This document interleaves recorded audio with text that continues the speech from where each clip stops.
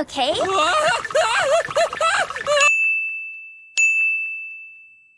Hey everyone! I've been thinking about making videos like this where I just show some of my notes. I was also told that this might be a good way of practicing since I don't do very well on camera. So today I decided to show notes on Uraraka. Also, this is my first time uploading a video like this, so it's a little weird. Apparently I sound somewhere between super monotone and super nervous when I'm recording, so I guess what I'm saying is please be nice to me. Anyways, I hope you all enjoy. With everything I've got! Zero gravity. It gives her the power to nullify the effects of gravity on living and non-living solid targets by touching them with the pads on her fingertips, causing them to become weightless and float. She's also able to cancel the effect of her quirk by touching her finger pads together.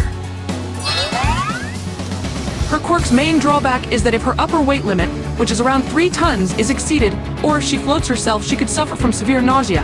However, through training, Uraraka reduced her potential nausea, as well as increasing her limit and floating herself more efficiently, without getting nauseous. This is also where her costume comes in. Her helmet reduces the stress on the ear's semicircular canals. The cuffs on her wrists work similarly to devices used for blood pressure. Bumps at the wrist help to suppress nausea via pressure point stimulation.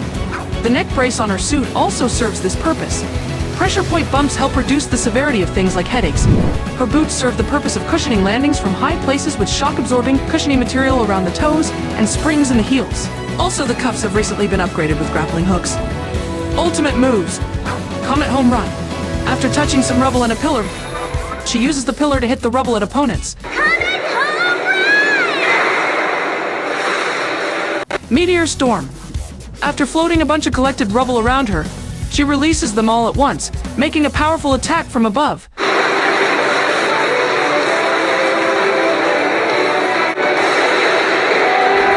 Meteor Fafrotskis.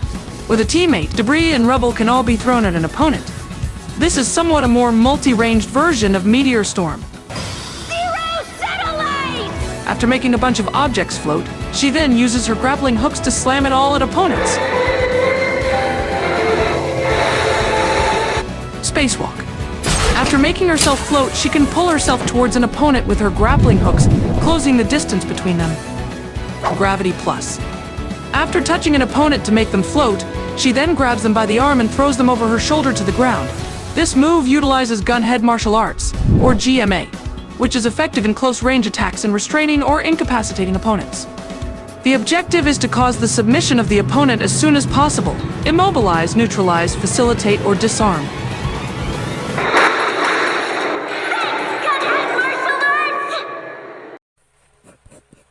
Other notes. These are basically just hypothetical ideas and questions that relate to her quirk. Flight-based quirks could possibly be improved by weightlessness. Some quirks have to actively fight against stuff like the user's costume, and this can be due to things like heavy armor and bulky gear. But if their heavier items are made weightless, then their quirk could possibly function better. Potential questions. If something is made weightless, and something that isn't weightless is put on top of it, would the weightless object be inhibited? Theoretically it would be, but there was a time when she was able to make a plane weightless without touching any of the cargo inside. So the plane was weighed down but was also easier to work with due to her quirk. This could also be a similar case to other touch-based quirks, where the objects that are making contact with what was touched are also affected. If she trains her quirk to do this, she could simply touch the ground and make all the objects around her float. As for other questions, there's touching debris before it becomes debris. If Uraraka touches a window, the window would be unaffected at first since it's attached to something, but if the window is later broken and her quirk is still in effect, would the shards of glass float? If not, it's probably because the window was touched as one solid object but is now multiple objects. But that depends on whether or not the quirk still registers it as what was touched. Non-lethal attacks. If something like a shovel is used as a weapon, it can seriously harm an opponent. But if the shovel is made weightless, it can still be harmful, but it's less likely to cause serious damage. A reason why her quirk can be so efficient for rescuing is because once an object is made weightless, or its weight is reduced a lot, it's relatively harmless. It's only when a lot of force is applied when they can cause more serious damage. They can still be used as attacks though. Even the lightest of objects, if enough force is applied to them, can still be enough to knock someone over. However, if the situation calls for it, if the object is made weightless, it's propelled forward, and then she releases, it could be possible for the object to be even more strong as an attack.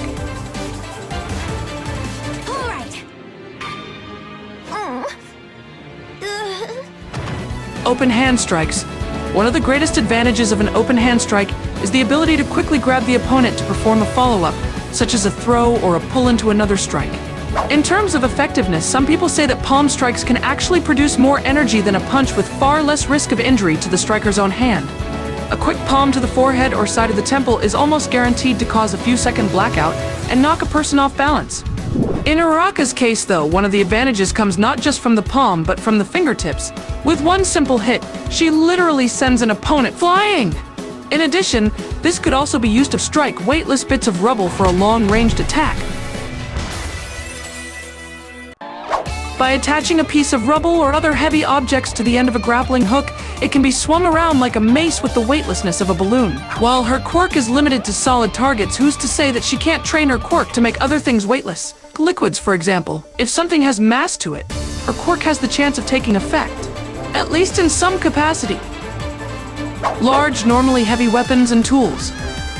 If used alongside quirks like size or other quirks that alter mass, it could be possible for her to have a variety of weapons and tools that could otherwise only be wielded efficiently by people with strength-based quirks.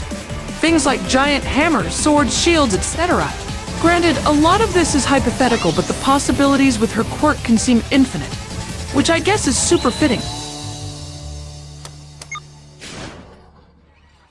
And those were some of my notes on Uraraka. Her quirk is super interesting and versatile, and I'm sure she'll be an amazing pro hero someday. I hope you all enjoyed the video, and until next time, plus ultra.